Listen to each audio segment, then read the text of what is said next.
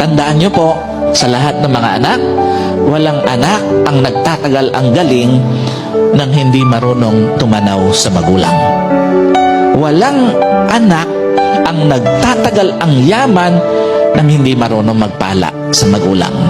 At walang anak ang nagtatagal ng tagumpay nang hindi marunong isama ang magulang sa tagumpay.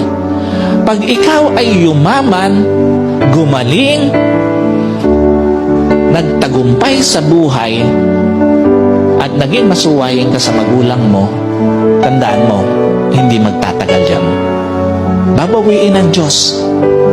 Babawiin ng buhay. Hindi magtatagal. Yung dapat ay magtagal sa buhay mo. Kaya, walang anak. Yung magtatagal ang yaman, nang dahil sa yaman, naging mas mababa ang tingin mo sa magulang mo.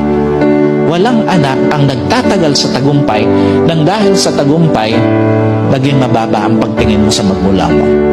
At walang anak ang nagtatagal ang husay sa buhay na naging mababa ang pagtingin sa magulang.